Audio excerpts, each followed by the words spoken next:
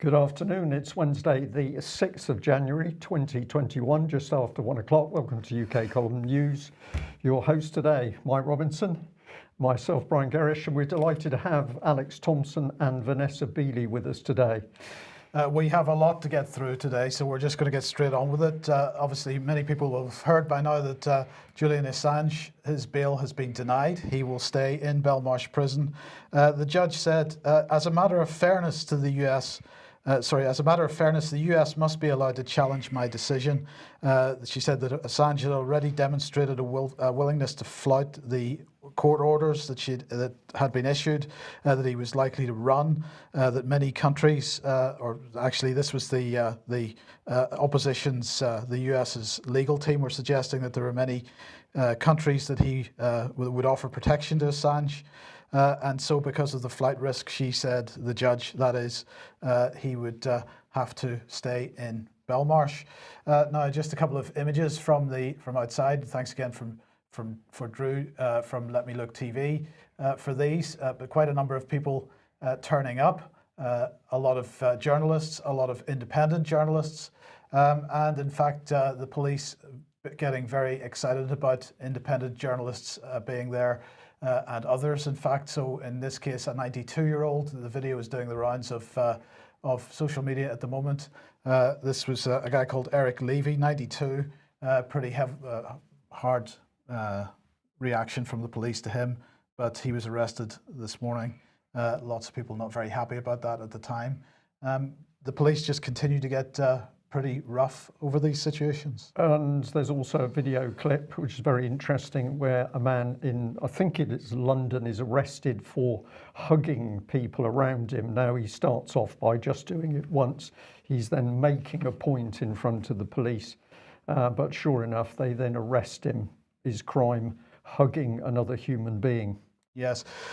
In the meantime, of course, on Monday, after we closed the programme, Boris Johnson on Monday evening announced that we're back into a full lockdown for England. Of course, many people starting to call Boris Johnson, the English Prime Minister, the English Parliament, the Scottish doing something slightly different, the Welsh doing something slightly different in terms of timing, if not intent.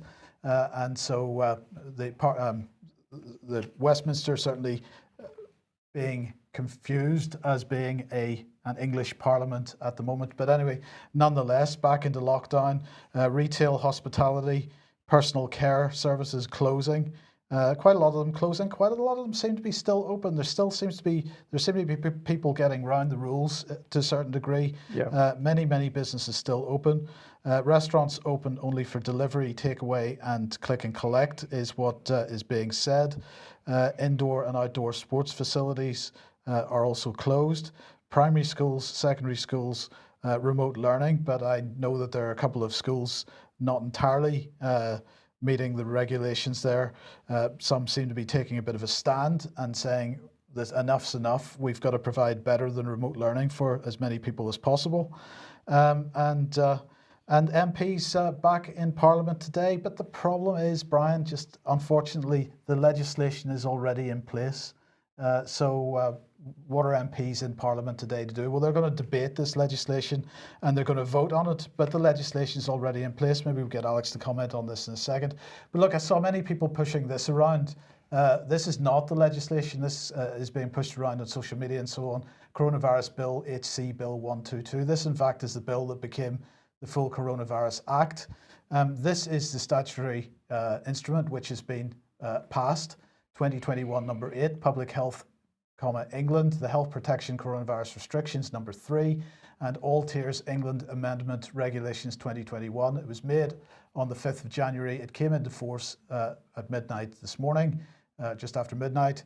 This is what it says. Regulations made by the Secretary of State laid before Parliament under Section 45R of the Public Health Control of Disease Act 1984. So this statutory instrument is about that 1984 Act, not about the Coronavirus Act. But anyway, this is one of the things that people are particularly concerned about. The fact that this statutory instrument gives the government the right to continue this lockdown until the 31st of March. That's the thing that the Tory rebels, there seem to be a few of them, are pretty unhappy about. Well, of course, the one person who isn't terribly unhappy about it, at least not the duration of it, is this man, Keir Starmer. Now, he pushed out his address to the nation over the last day or so, and well, he said we're at a critical moment in our fight against coronavirus, and really pushing a sort of fake opposition here, because he's not really opposing the policies of the government at all. He's agreeing with the policies of the government. He's opposing the way that they're being implemented, and really wants to see them implemented faster. Yeah, and we hear nothing else of the Labour Party now, Mike. The Labour Party's effectively disappeared. It's just become spokesperson Keir Starmer. Well, don't worry. That statutory instrument is going to pass, because Keir Starmer has decided that it will, and so most of the Labour Party will vote for it as well. But look, you note behind Keir Starmer there is a single union flag, Brian, and you note the way that it's hanging. Let's compare that, if we go back to Boris's address from Monday evening, and look at the way that the union flags, two of them, were hanging behind him. He did this earlier in the year for some of the live streams as well. That's a double cross, Brian. It looks like a double cross to me, and it looks like Boris is gloating to the nation about what he's doing. He's gloating, but I'm pretty sure that this man is under huge pressure, Mike. Is he being blackmailed? I could imagine he could be, but certainly he's just the puppet dangling on the end of the strings as other people are pulling his wires to get him to produce this policy. So he's gloating, but you look at him, he looks absolutely knackered. I'm going to offer a slightly different interpretation of that. I think he's looking knackered because he isn't succeeding in what he's doing. He isn't succeeding in getting people to comply with the lockdown. He isn't succeeding in getting a demand for the vaccination, which we'll come on to in a second. But in terms of, I agree he's a puppet, but in terms of what kind of puppet he is, if you know his father and the books that the father has written, you know that he's coming from a very population eugenics, we're talking about population control specifically. So yes, he's coming from a particular point of view. Alex, just briefly, what are your thoughts on this business of, supposedly laying a statutory instrument before Parliament, but not really laying it before Parliament, because it's actually on the statute books before it comes to debate? Well, this was the way that Lord Hewitt of Bury foresaw that things would go when, a century ago, he wrote a book called The New Despotism, that in the Thatcher era was popular with some of the less bad people in government. If you have continental administrative law, I know that term has many meanings, but in the sense of the minister can fine-tune this on the go, and we will just nod things through. The minister will make law as required, then you're going to end up with this. And for the first few decades of it, the laying before Parliament had strict agreements. There would be certain numbers of working days, but this summer, Mike, we saw statutory instruments laid on the Sunday evening before Parliament, before becoming the law of the land, a misused term, on the Monday at midnight. But this isn't the only trick that's pulled. The same has been done in parallel for centuries through the orders in council, the Privy Council being the real government, and not necessarily drawn from current MPs or cabinet ministers, decrees things in the name and with the power of the Crown. It's only been a convention for centuries that has a parallel track of legislation. EU membership, which has come and supposedly gone now, blew the lid on that and showed that there were other ways of getting law onto the statute books without going through Parliament. But these converging, and it's interesting that coronavirus bill and amendments had in the brackets England. We're going to be focusing later on an interview between Julia Hartley-Brewer and Amanda Martin, a former national representative of teachers. And Amanda Martin says in that, about a slip of the tongue, she says the UK government, and particularly the English government as it relates to teachers. So the idea of Her Majesty's government is now being split up geographically and in terms of competence. Yes, do you think that was really a slip of the tongue? Probably not, because, if anyone can shed light on whether Amanda Martin has been schooled in common purposes, then that would be most interesting. But she does very much seem to be. She has all the talking points, and we're now getting people born and raised in England, who used not to think of the difference between England, Britain and the UK, are now specifically choosing the word England, English government and English Prime Minister. It was Mark Drakeford, the First Minister of Wales, who first came to our attention doing that. But people in London and the home counties who never used to think of the Celtic fringe are now saying that they live under the rules of an English government. Yes. Okay, well, look, what's going on in Germany with respect to lockdown?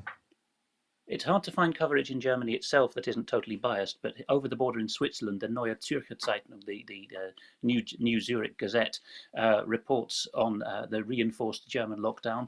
People cannot, in the high tier areas, and a term that's now crossed from the various UK jurisdictions to Germany, if you're in a high tier area, you can't travel more than 15 kilometres. But what's really hard to come by is reporting on the dynamics in the meeting that set this, because like the United States from the George H.W. presidency onwards, with a council of governors, Germany also has a similarly unconstitutional way of getting the subnational heads of government to agree transnational policy without it going through national parliaments. Very similar to what we were just talking about with regard to the United Kingdom and subnational parts of the United Kingdom. So what happens is that the governors of Germany's 16 federal states, some of whom are aligned with the ruling Christian Democrats and some are opposition Social Democrats, had a confab to agree how to coordinate measures, just like this unlawful Council of Governors in the United States has for the last decade and a bit. And what's most interesting is that the socialists were bending the ears of their conservative, supposedly, fellow governors and saying, we should be breaking with Germany's pledge to procure vaccines for COVID only through European channels. We should be following the successful Anglo-American practice of making national bartering deals with the vaccine manufacturers. And it was the Christian Democrats, the ruling ideology, which said absolutely not. This is a lack of solidarity. And one of them, in very American style, even looked around the table apparently and said, can I get a pledge? Can I get a pledge from all you governors that you're not going to cave into vaccine nationalism and that you're going to wait your turn for Germany to get its doses through the EU? Okay. Right. Well, is the NHS telling us the truth about what's going on? We've seen that people going into hospitals to film and seeing that the hospitals are at low occupancy are being arrested. What else is going on in the background? Well, big thanks to a viewer for this one. Let's have a look at Sir Simon Stevens, Chief Executive of NHS England. The words I'm about to put on screen I'm putting in his mouth, but he is the Chief Executive of the organisation, which has said the following. Due to the coronavirus illness, COVID-19, and the need to release capacity across the NHS to support the response, we paused the collection and publication of some of our official statistics. Mike, what do you think that means?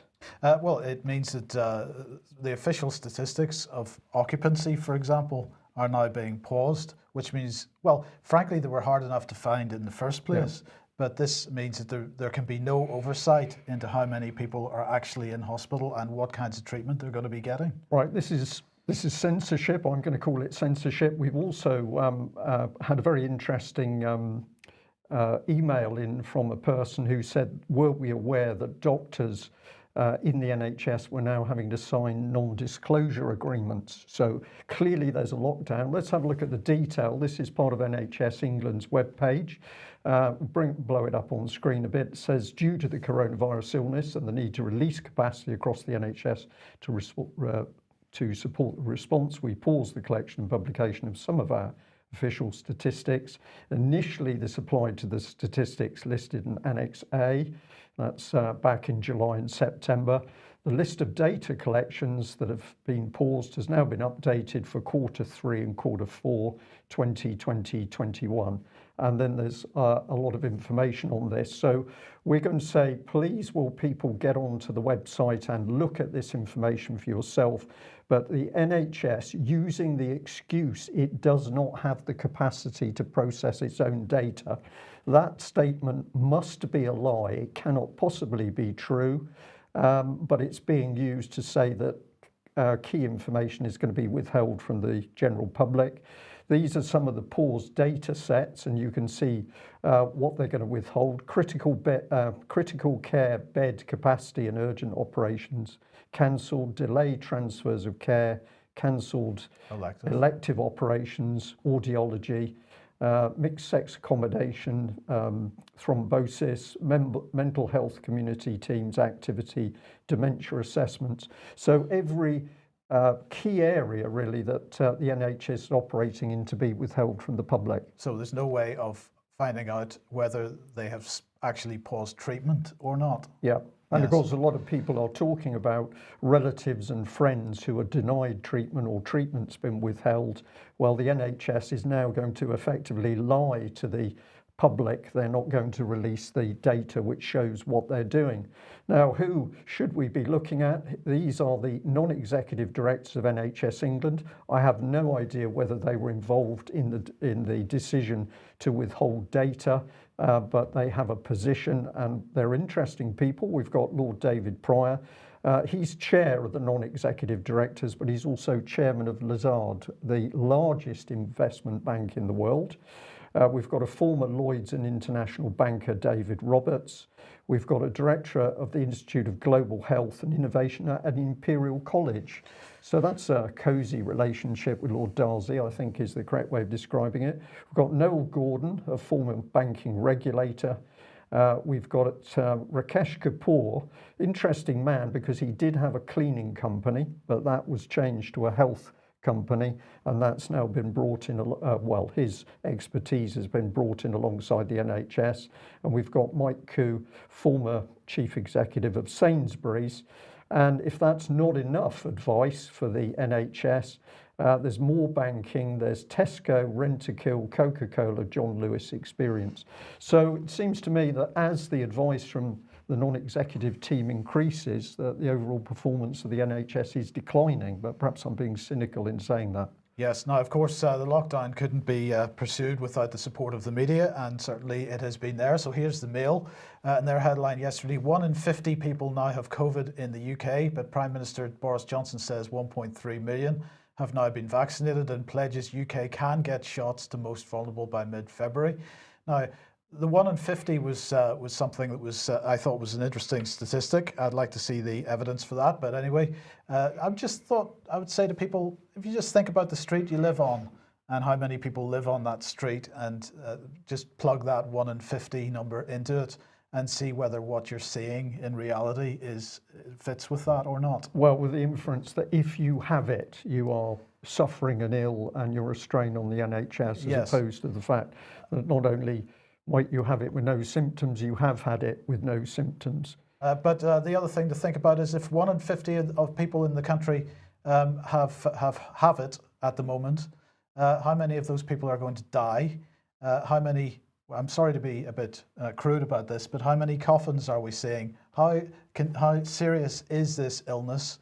And how many people are dying as a result? And again, as we've been asking since March last year, is the response appropriate to the illness? And I don't think it is. But in order to pump up the numbers, we're going to go further. We're now going to create testing hubs for people with no symptoms. And of course, when you've got no symptoms, then positive test results, if you have no symptoms, may well show that you don't have any SARS-CoV-2 in your system. The likelihood of a false positive is much, much higher. And of course, this generates more cases of people that don't have symptoms. It helps drive the narrative of asymptomatic spreaders. It helps drive the narrative it helps drive that narrative anyway. And so we've got a testing hub launched for Teessiders without COVID symptoms as infection rates continue to rise, says the Teesside Live headline. But this is all about driving narratives more than anything else. So that brings us on to this. As cases spike, Europe mulls delaying second coronavirus vaccine shot. This is from Politico. Now, I thought this was quite interesting because the UK is talking about delaying the vaccine, the second shot for people. Now, European countries following the UK's lead on this. But if we go back to a few weeks ago, Matt Hancock was saying the vaccine's only fully effective following the second dose. So doctors now saying, or some scientists now saying, that the potential of some kind of new variant, a new variant coming out as a result of people that have only had partial vaccination, creating a new version of the virus, that's a possibility. And again, the fear being ramped up as a result. So the Politico article then saying that some European countries are considering whether to change back and join the UK in vaccinating as many people as possible with just one dose rather than the two administered during the clinical trials so far. But this is nonsense, as I say, because Matt Hancock was definitive that the vaccine's only fully effective after the second dose. Denmark has announced its decision to delay the second dose of both the Pfizer and the Moderna jabs by 6 weeks. The German Health Ministry also confirmed looking at widening vaccination coverage by similar delays. Scientists are divided, they say, and so it goes on. But here's the thing. What's really behind this? Is it about getting widespread coverage with one dose and then following up with a second dose? Or is this more of what's going on? Because this is France 24, pressure grows on Macron after French vaccination fiasco. And what they're saying under this video clip is here that President Emmanuel Macron on Monday faced growing pressure to accelerate France's COVID-19 vaccination drive, which has seen just a few hundred people receive the jab. The French leader himself reportedly livid over the sluggish pace. Just over 500 people have received the vaccine so far in France, and critics pointing to 200,000 in Germany. 200,000 in Germany is pretty low as well. The UK, as the Mail was showing there, claiming 1.4 million people. But I'm just not seeing where is the demand for this. I'm not seeing people queuing up anywhere for it. So I don't know what you think about that, Brian. Is this lockdown purely the government's latest effort to drive demand for a vaccine? Well, we've got a created crisis, Mike, and what comes on the back of that is also created. So the collapse of the country economically, the imposition of vaccines or the pushing of vaccines, this is all part of a model of an applied psychological attack on people. We're not to think, we're just to follow the policies that the government give us, and we'll be doing a bit more on that later in the news. And in the meantime, Alex, we've got to make sure we keep tabs on all those nasty anti-vaxxers, and this is Spain setting up a registry to do just that. The Minister of Health, Salvador Illa, gave an interview with Spanish TV Channel 6, La Sexta, and said we will set up a registry and share it with our European partners of those, and he doesn't just mean Spanish citizens, but anyone with a resident address in Spain, who have been offered the vaccine and have, here's the killer adverb, simply refused it. That's clearly a moral colour on Mr. Illa's part. He thinks there's irresponsibility there. Who put that idea in his mind, who knows? I would be very intrigued actually to know whether the United Kingdom is among those so-called European partners who will still be in receipt of that data. That will give us an anchor point for anyone who can find out as to just how far the United Kingdom has Brexited for the purposes of big data. I suspect we may find that Britain still has view of that data somehow. Yes, and just to remind, or to let everybody know, to look out for this article, BMJ opinion article, Peter Doshi, the Pfizer and Moderna's 95% effective vaccines. We need more details and the raw data. So there's even a bit of pushback from within the scientific and medical community on this, because he's making the point that Pfizer and Moderna, and as far as I know, AstraZeneca as well, have not actually released the raw data to anybody. There's been press releases, there've been some, positive statements from them, but no raw data for actual analysis by anybody. And this is, as far as he's concerned, not a very good, satisfactory situation. 371 individuals excluded from the efficacy analysis for important protocol deviations. So nobody knows what those important protocol deviations were. What is concerning, he said, is the imbalance between randomized groups in the number of these excluded individuals, 311 from the vaccine group versus 60 on the placebo. In contrast, in Moderna's trial, there were just 36 participants excluded from the efficacy analysis, 12 in the vaccine group, 24 in the placebo group, and no explanation from Pfizer as to exactly what had gone on there. He went on to talk about individuals with a known history of a prior SARS-CoV-2 infection, but the vaccine and safety and efficacy trials or studies weren't done on these recipients. He says that addressing the many open questions about these trials requires access to the raw trial data, but no company seems to have shared data to any third party at this point. Pfizer says it'll make data available upon request and subject to review. But that's not satisfactory. The same with Moderna, and it'll be no different with Oxford/AstraZeneca. And so he is calling very strongly for that data to be made available. Yeah, perhaps we should just add to that, Mike, that this is the sort of opportunity where our audience can be writing in and emailing BMJ and encouraging them and thanking them for this analysis that they've published. So this is an important thing. If you want more of the professional people to come forward, the support's got to be shown. Yes. Well, we'll just have a look at this one quickly. The BBC doing what it does best. So a quote of a part of an article by Jessica Parker. England's lockdown came into force legally overnight, but it's actually today that the measure will be brought before MPs. Now, this caught my eye because I thought how interesting we've got. Of course, we've got government itself, but clearly Westminster now is just not working. There's no proper debate. We don't even know where our MPs are. I have no idea where local MP Gary Streeter is. Presumably he'll be at home at his big house, staying safe from COVID, but no debate in Westminster. We look at this lady's article. That was the quote in the top line. England's lockdown came into force. Then any rebellion by Conservative MPs is expected to be smaller than those seen late last year on restrictions. However, some do want more of a say. They're begging for more of a say in the next couple of months over how long the regulations might last. When you analyse this article, there is no analysis in it, and it's quite clear that this lady doesn't understand what she's reporting. She doesn't understand the significance of what's happening and the impact on the country. It's just a few sound bites put together as though she's reporting. Now, this is what I mentioned earlier. A couple of days ago, this article, A Psychological Attack on the UK, was posted on the UK Column website. I tweeted it out yesterday because I thought it was a really excellent article.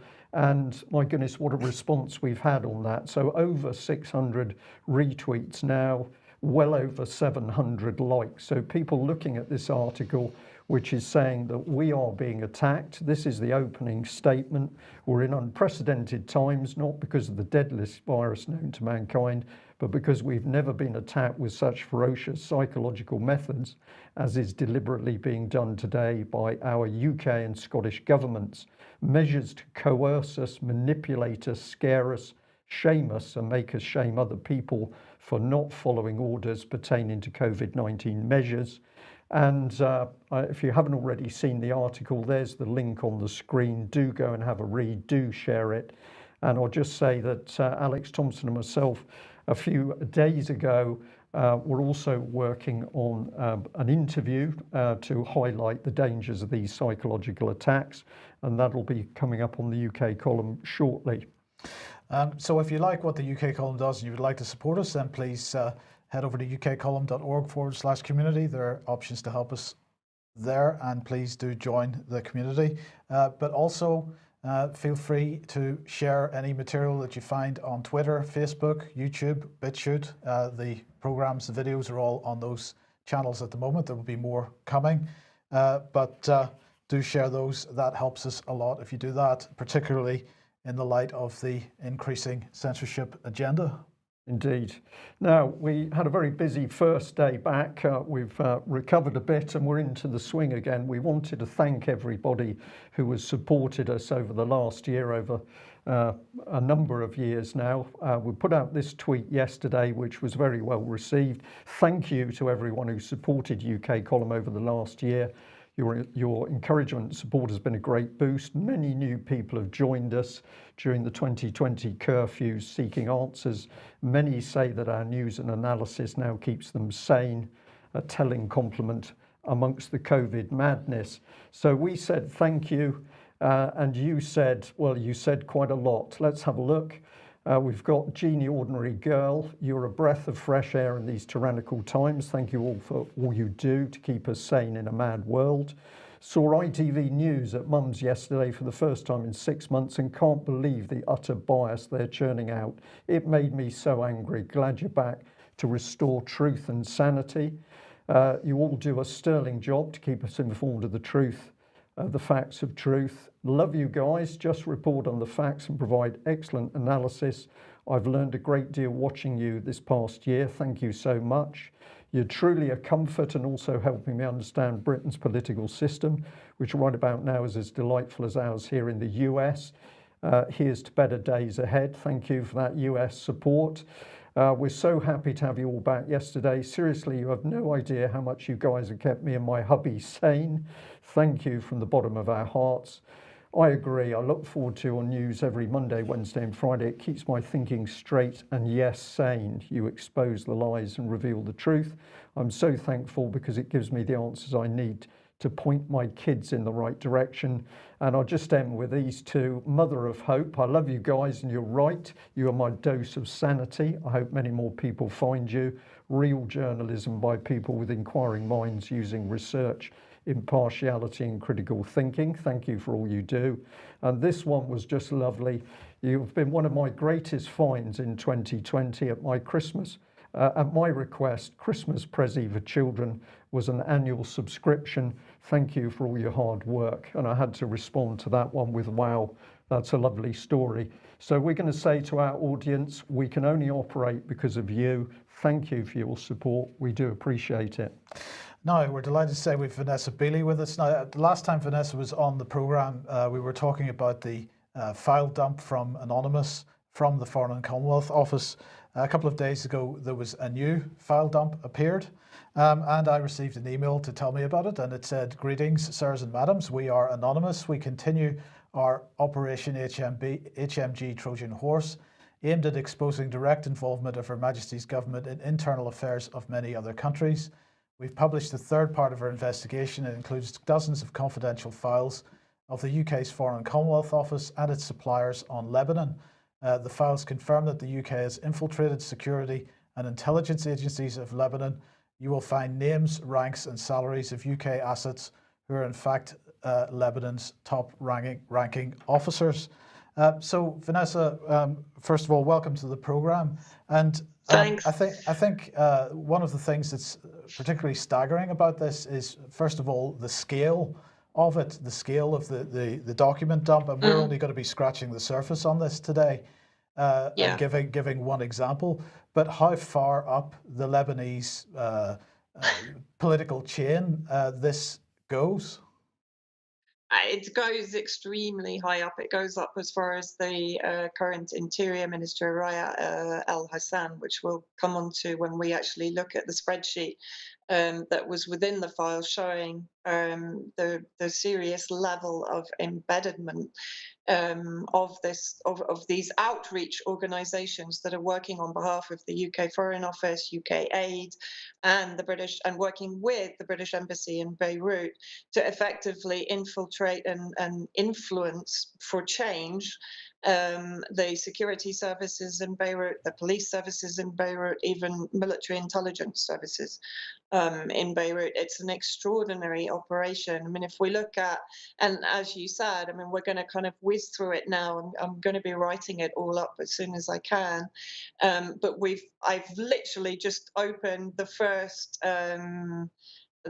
zip file. So I've gone through the first raft of files. I've probably got about another 5 or 6 zip files to go through, so there's an awful lot more information to come, I'm guessing. But basically what this is focusing on, in the year 2017, 2018, and I'm reading from the documents, this was the statement of requirements, I'm assuming from either the British Embassy or from the UK Foreign Office.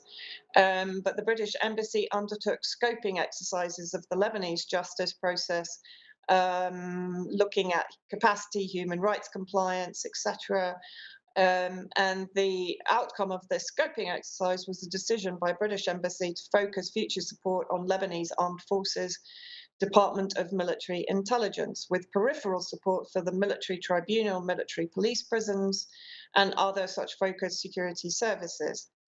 Now, obviously then, which is in line with, of course, how the British Foreign Office has run its operations to destabilize Syria, These operations are outsourced to various agencies that are working hand in glove with the British government, funded, of course, as we see when we look through these documents, by the Conflict Stability and Security Fund, which, of course, was the fund used to siphon money to the White Helmets, to Mayday Rescue, to Adam Smith International, to Integrity, etc., etc.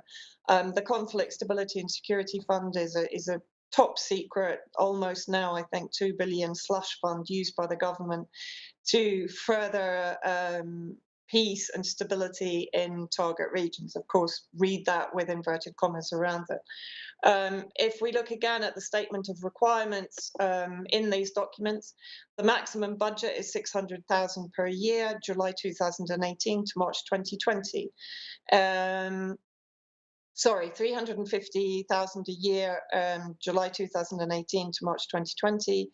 And each annual budget will need review in the December of the chosen year in order to ensure that they've reached 85% of the spend. Now, in these actual documents that I've gone through from Anonymous, we see that the primary outreach agent, if you like, is an organization called Siren. Siren is focused in Jordan and Lebanon.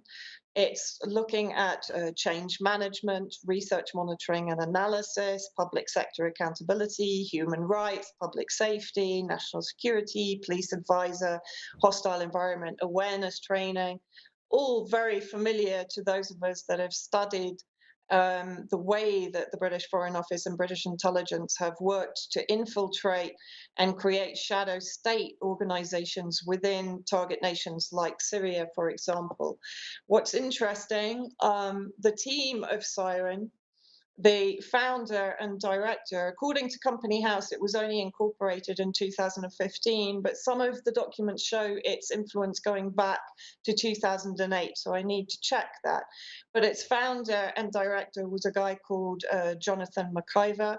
The other 3 directors joined, interestingly, in 2017. All of them joined in December 2017, just before this British Embassy collaboration came into effect.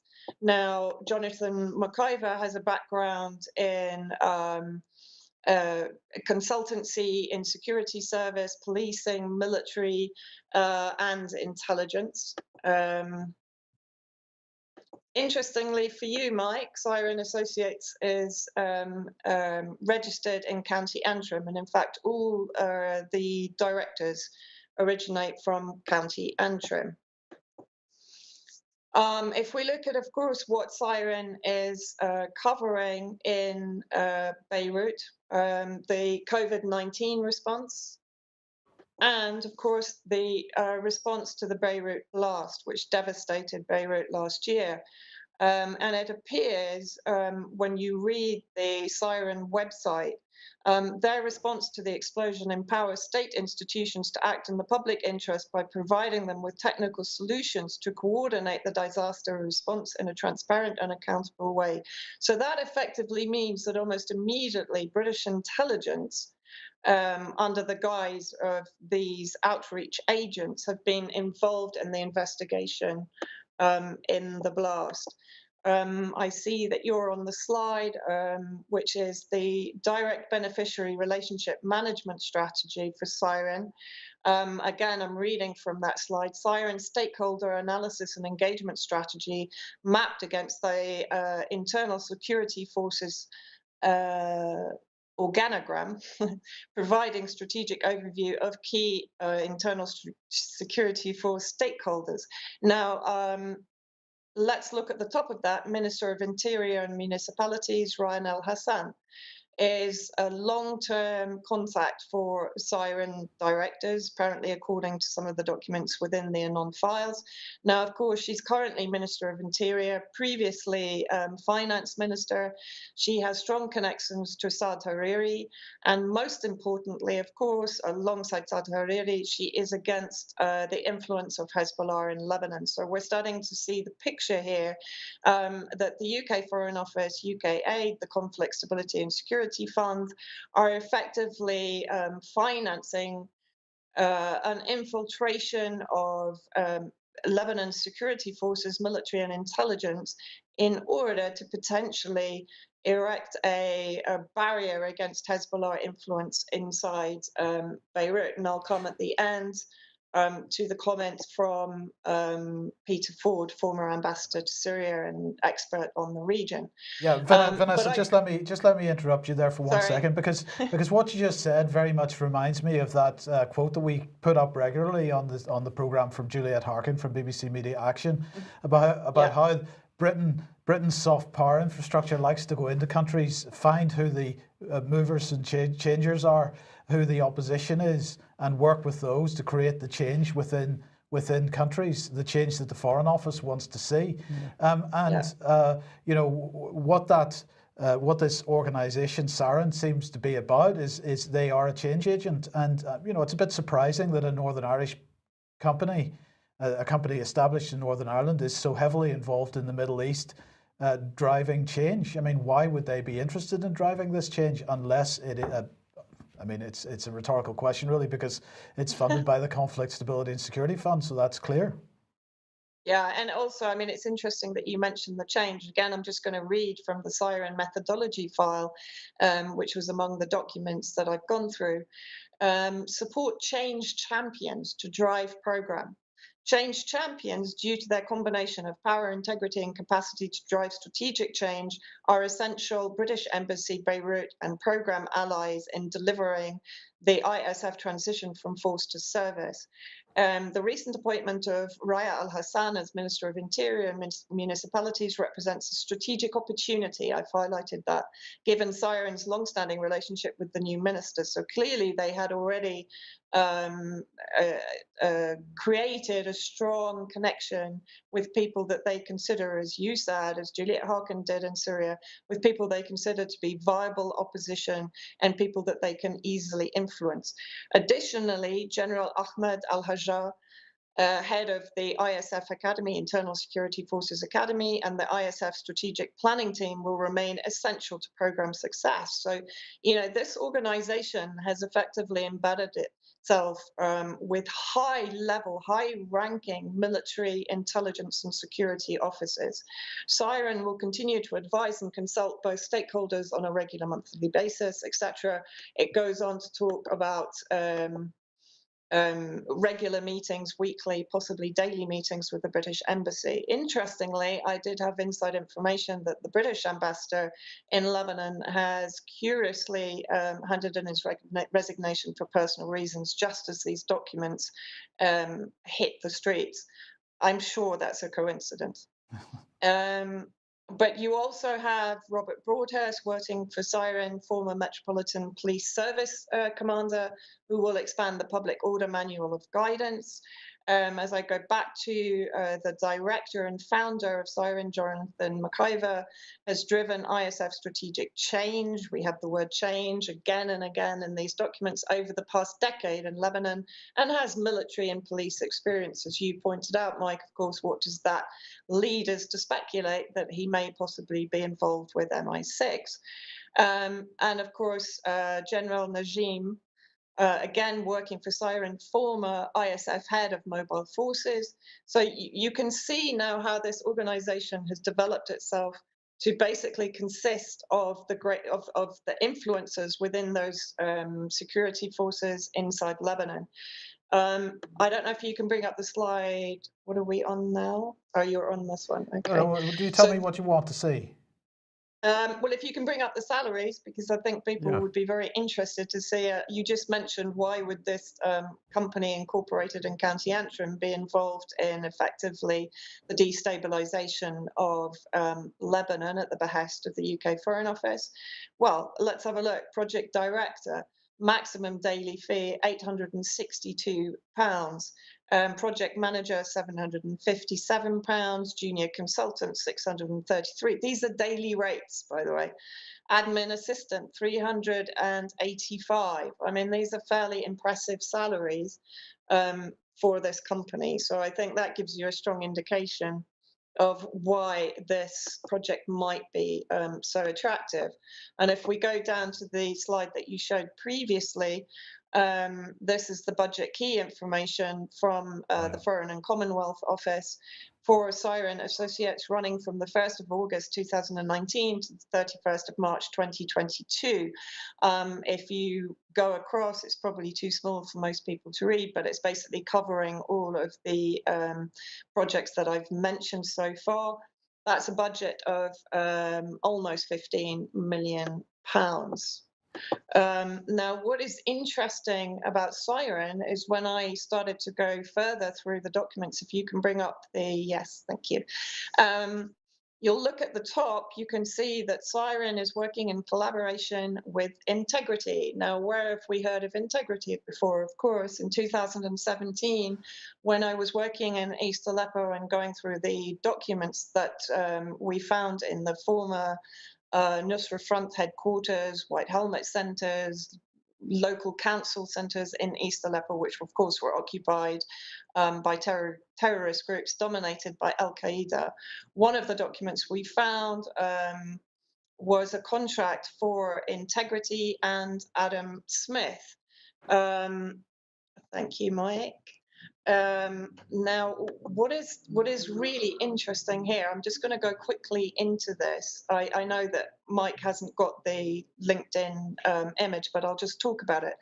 Two of the Integrity, former Integrity people that are mentioned in the Siren documents.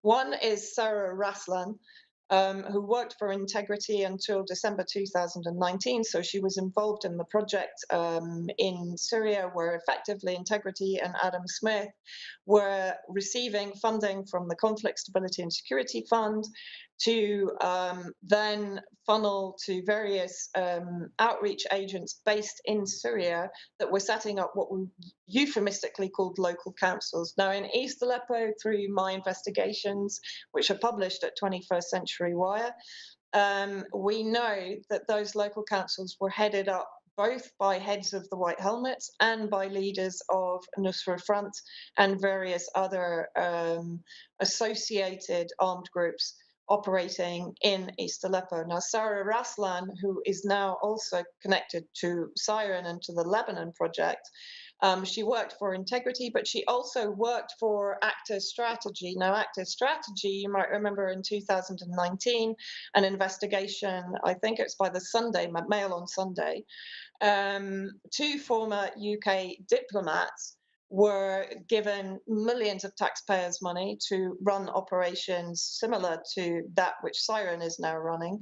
And interestingly, that Mayday Rescue was running, of course, on behalf of the UK Foreign Office in countries like Syria and Iraq. Active Strategy was found, it was set up, by Dr. Andrew Rathmell and Alex Martin, two former UK diplomats. Andrew Rathmell was given an award of valor. Now, of course, they were actually found to have embezzled the majority of the funds, the millions of taxpayers' money that were handed to this organization to run operations in countries like Iraq and Syria. They left over 80 ex-staff owed thousands. They left subsidiaries and suppliers owed millions and thousands. And of course, you know, forgive me for seeing the parallel between the accusations of fraud levied at James Le Mesurier, who died in November 2019, of embezzling funds from Mayday Rescue, also being funded by the Conflict Stability and Security Fund, and Active Strategy that collapsed in 2019, and its two former UK diplomats accused of fraud and embezzling. And both Mesurier and Andrew Rathmell having been given awards by Her Majesty. I'm sure that, again, that's just a coincidence. Catherine Lockett, another Integrity person working with Siren. Now, Catherine Lockett has connections to DFID, Department for International Development. She has experience working with the British government in a huge number of fields. So we see, again, this very, very close connection of this nexus of change and transformational agents working for the British government and being funded millions by the British government, which of course is currently destroying its own society through the COVID-19 project. And yet it can find millions for arms and for these destabilization projects abroad. So, of course, Vanessa, it strikes me that what we have here is a gravy train for some of these non-governmental organisations, and absolutely. And a foreign policy agenda which is being pushed through these. Now, is this partly to keep this outside the remit of freedom of information, or is it partly to give plausible deniability to the British government? Why are they using these agencies rather than doing it in-house, as it were? I think you're absolutely right. I think number one is plausible deniability. Of course, we know that that's why the white helmets were, or we suspect that's why the white helmets were created in 2013, because the media propaganda was starting to fail in Syria.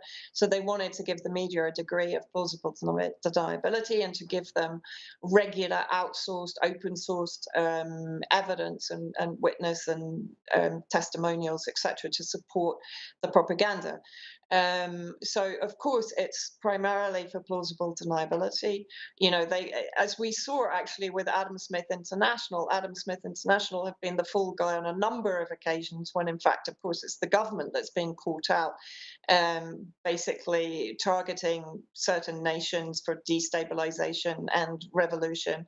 And Adam Smith, if you actually go to my 21st Century Wire article, I talk about the number of times that Adam Smith has been effectively, in my opinion, used as a fall guy. That's what these organisations do.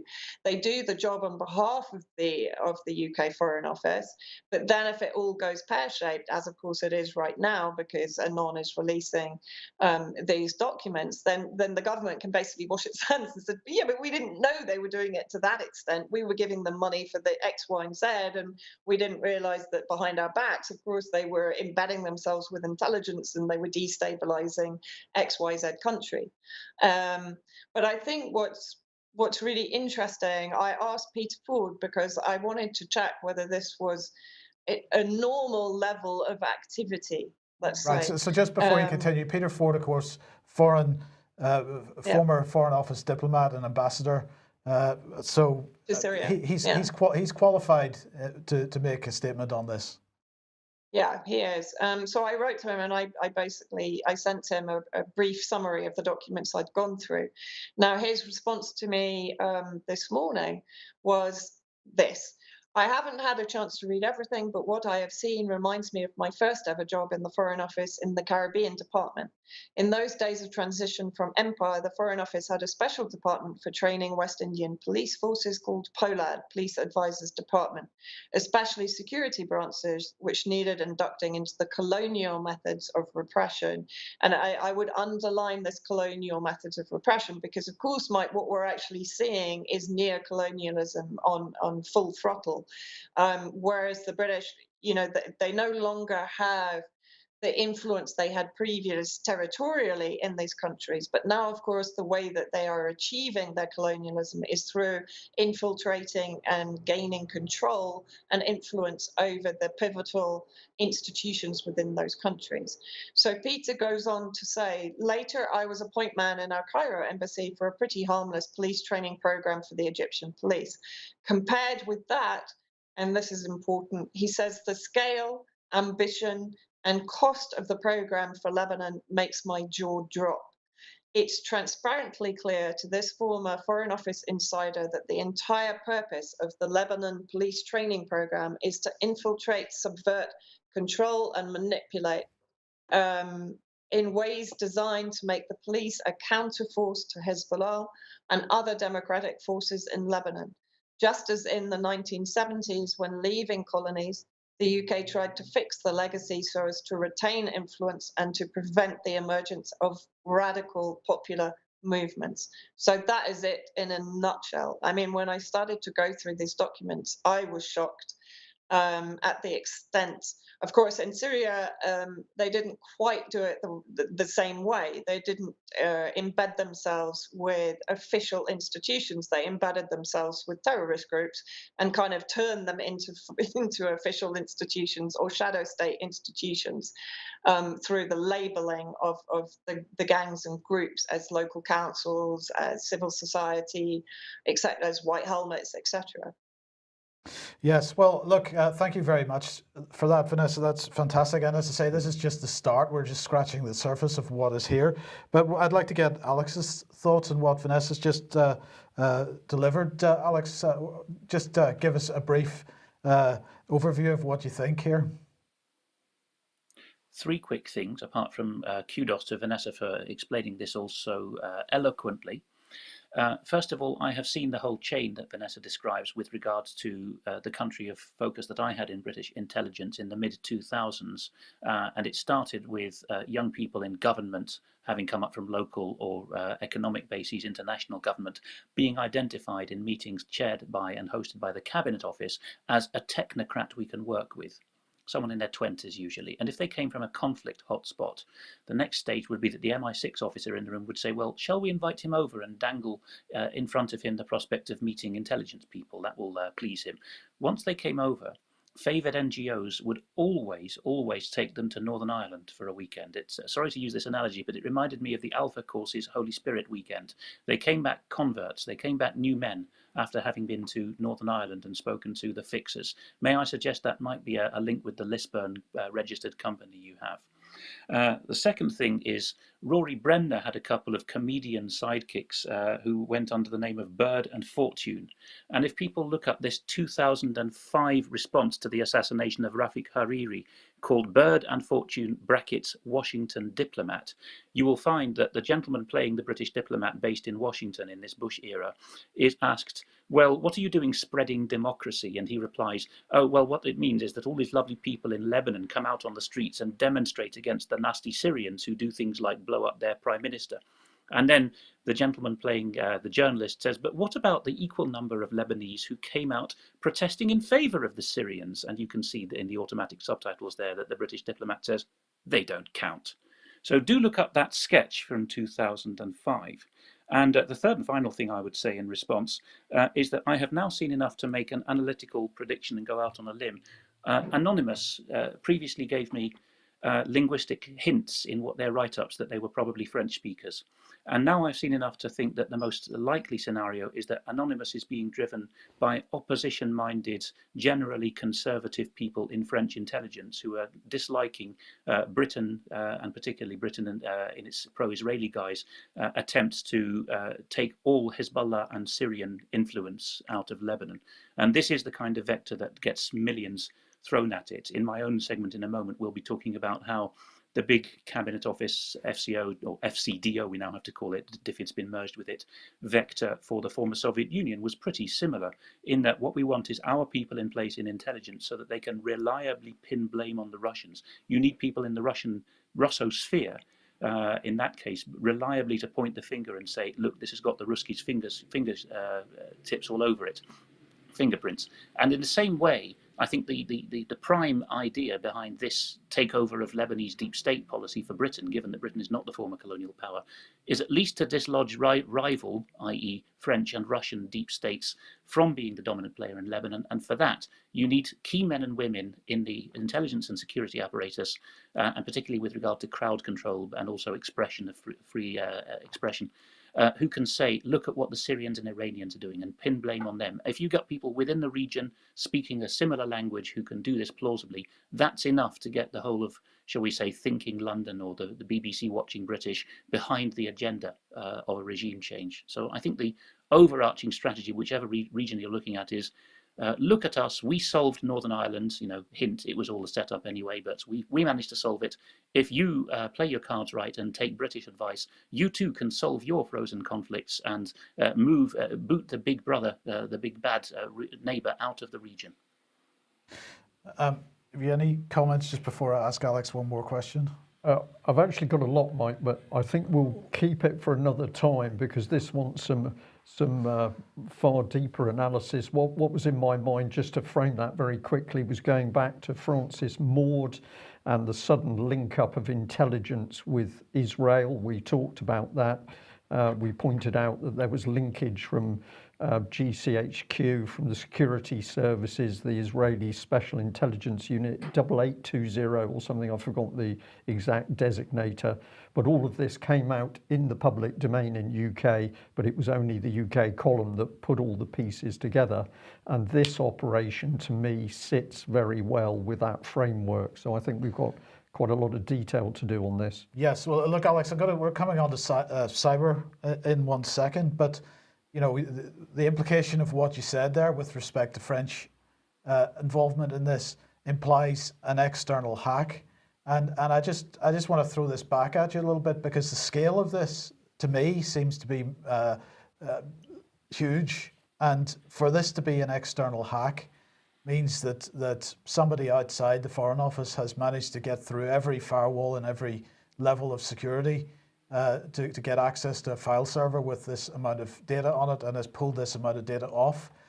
This seems unlikely to me, and I'm interested in your thoughts on this, because it seems much more likely that this is somebody from inside is passing this information on to someone else. Well, yes, I mean, the usual data download parameters apply, the megabits per second transfer, and the question of, was this a Seth Rich, a disgruntled insider, a kind of Peter Ford of his own generation who's still serving? It is a possibility, but with the greatest will in the world towards FCDO, as we now have to call them, the kind of person, but especially the moral crusader in that environment, is not usually tech savvy enough to do this without detection. Now, I did say on a recent program where we were discussing this that FCO used to have MI6 or GCHQ level firewalls. Since then, a well-qualified person has tipped me off that actually they were quite lackadaisical in many claims, at many instances, and so were MI6. He said, wouldn't surprise me actually, I didn't want to be quite that blunt previous time, but now we're getting a bit of corroboration of this. It is possible that a state hacked it. It is possible, and I think France would just about have the means and the motive to be able to do that. If it had been the Russians, I think there would have been the usual hue and cry and the joint attribution of blame. We haven't got that. It's probably, shall we say, not quite as much of a rival as Russia if it's an external force. But yeah, possibly what happened is the human intelligence was the lead. A disgruntled person met up with a French counterpart, I would suggest perhaps, and said, well, it's not right what our, shall we say, regime change part of the deep state is doing, and the French may have taken it from there. Just a hypothesis. Yeah. Okay. Well, look. Thank you very much, Vanessa. I think we're gonna follow this up in a week or two's time with the next batch. Yep, for sure. I think we need to. I mean, it is actually huge. Of course, in a normal world, our media should be all over it, but there's deafening silence from the BBC and Channel 4 and Yes, as we would expect. Okay, thank you very much, Vanessa. Right, let's move on, Alex. And this article on Swiss policy research, really spectacular. Russian hacking NATO PSYOP revealed. This is, I know people get lost in the weeds here, but they might have heard names like Guccifer, what was it, Cozy Bear, and what was the other one, Funny Bear? Fancy Bear. That's it, Fancy Bear. Well, here's the org chart. New Jersey and Massachusetts turn out to be the endpoints of the whole Russian hacking NATO PSYOP, according to Swiss policy research. And if people find that diagram too much, the basic thing to look at is that I've put these two articles on the slide for the purpose, right? The left-hand one is a prime example of what used to be called information security or InfoSec, but now it's usually called cyber. That is playing gamekeeper to make sure that other countries can't nick your sensitive information. On the right-hand side reports that the NSA, the American Signals Intelligence Agency, which until now has had a united InfoSec branch, is now going to follow what Britain did a few years ago and undo the crown jewels of uniquely the Five Eyes countries. It was always imprinted upon me as a GCHQ officer that the Five Eyes countries, the Anglo-American establishment, had one up on the other competent countries like France, Germany and Russia, because they had always had signals intelligence, the poaching, and information security, the gamekeeping, in the same building, sharing tricks and insights from each other. The only other country that does that is the so-called Sixth Eye Israel, and Brian mentions Unit 8200, which is the famous example of an intelligence agency that does all of this and active shaping, which is illegal in most countries. Actually changing data and masquerading as people. So why would you give up the unique one-upmanship that you had in the Anglo-American sphere?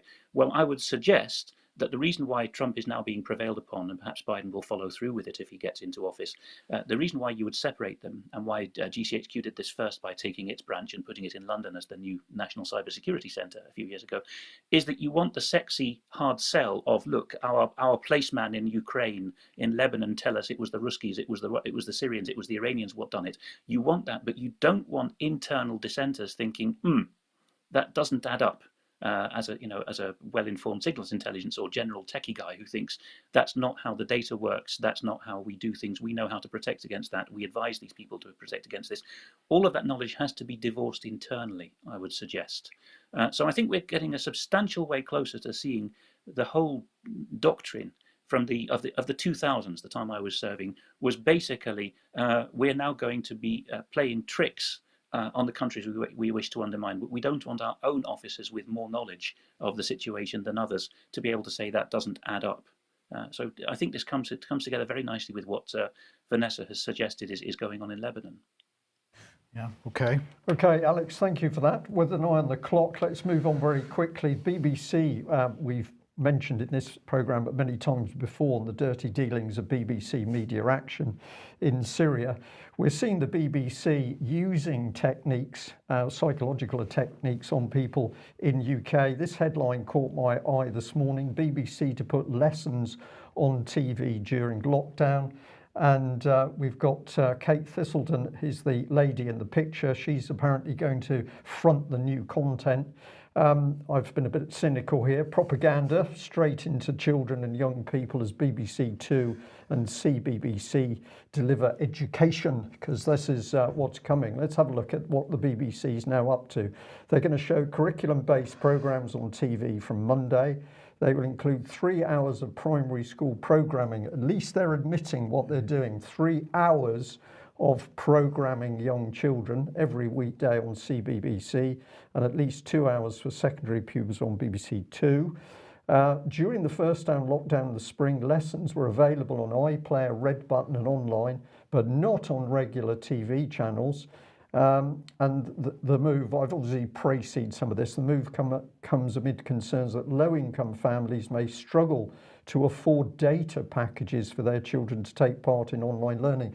So we take away their jobs, we destroy the economy, we take away jobs, particularly of low-income people, and then we cynically say, well, we're going to help with this by the BBC's going to get at the children.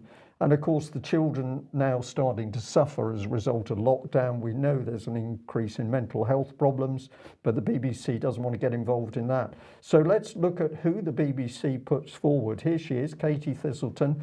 If you go to her Twitter page, encourage you to do this, to read what is in her mind. It's astonishing. The first thing is she's advertising her book because she's apparently a trainee counsellor. She's a Psychologies magazine columnist, and she's a mental health ambassador. And she apparently is putting together the content for our children, helped by colleagues such as these wonderful role models. I'm not allowed to use the word in 2021. We really need to be paying attention to what's going on here. So what else can we tell you about this lady? Well, she says that she's deep into serial killer drama. So she says here, finished a drama about a serial killer, head straight to Wiki to read about them all night. Good. She's so obsessed with serial killers, she reads about them all night. Speaking of things the BBC do well, I'm knee deep in The Serpent, and my God, it's gripping. So this lady, would you put her near children? I wouldn't have her near my children from what she is getting very excited about. Death, serial killers, watching that sort of film all night. But she praises the BBC for pumping this stuff out. And as the BBC says on its own warning for The Serpent, contains strong language. That they mean foul language is what they're talking about. Some upsetting scenes. That'll be the serial murders. So that's who's coming in to teach the children. And what have our MPs got to say? Well, the BBC has helped the nation through some of the toughest moments of the last century. This is Oliver Bowden, the occupying Minister for Digital Culture, Media and Sport. That's a typo. It's Oliver Dowden with a D. Dowden. It Yes. should be Dowden. Thank you for picking me up on that. That's part of my education, you understand. And for the next few weeks, it will help our children learn while we stay home, protect the NHS and save lives. Notice the mantra, stay home, protect the NHS and save lives. And this will be a lifeline to parents, and I welcome the BBC playing its part. So this is a lovely incestuous little relationship, but let's give the final word to Boris Johnson. He says that he can only praise the BBC's fantastic plans to brainwash our children. So we hope that parents will be switching off the TV and protecting their children from the BBC. Now we have to mention the events of yesterday with respect to Talk Radio.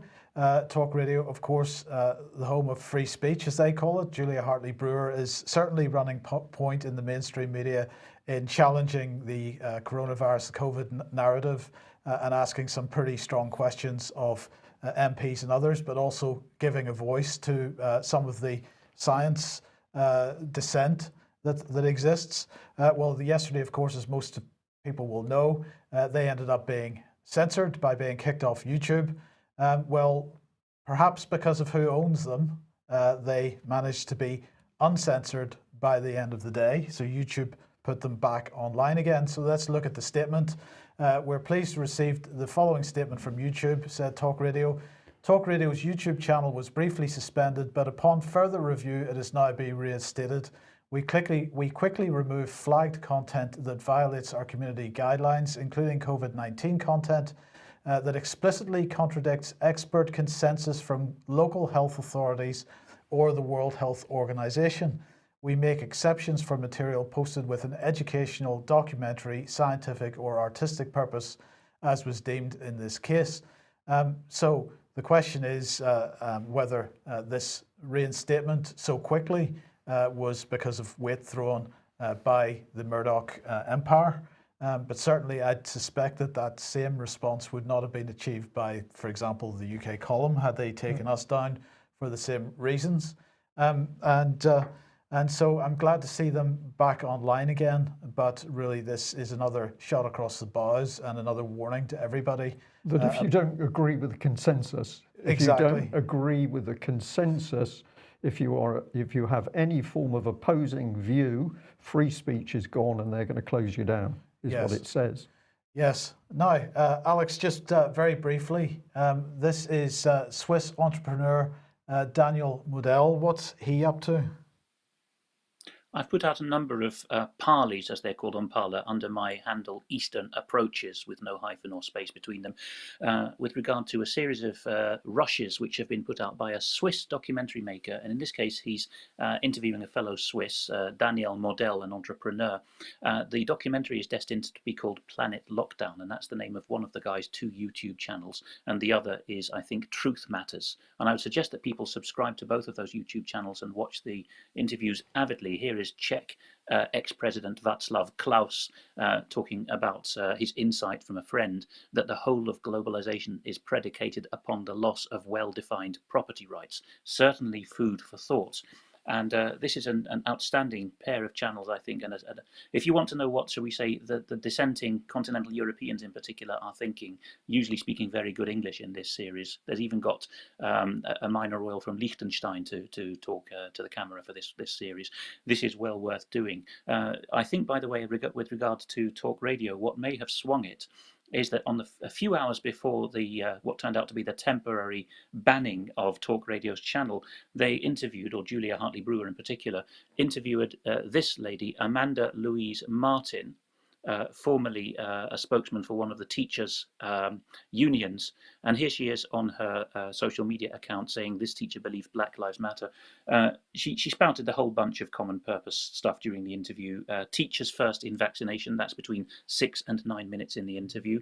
It had Julia Hartley-Brewer saying, I'm genuinely shocked that you want your teachers to be prioritised in supposedly a health cure above 70 and 80-year-olds.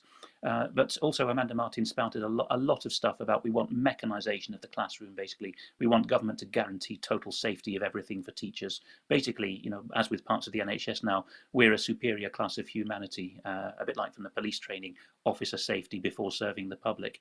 But because Julia Hartley-Brewer was so visibly shocked, and because she represents, dare I say, the face of Middle England, I think that was probably a bit too hot to handle. For them. It may have been the straw that broke the camel's back, and may have got Talk Radio's channel taken down, albeit temporarily. Yes, okay. Alex, thank you very much for that. We're over time, and we think out of time. We'll save the material we've got for forthcoming news because it's still valid. I think a special UK column news today, so much information there for people to take in, and also research. Do follow up, do check out. Do go and look at what we're reporting, make sure it's correct. And if you agree with us, you find more information, we'd love to have it from you. So we'll end there. Thank you all for joining us. We'll just mention we're not doing a news extra today. Sorry about that, but Brian has to have a commitment. Yes. So this will be the end of the news. My last statement is I know that several people are asking for an update on David Noakes and Lynn Thayer. I'll do my best to get that for you as soon as possible.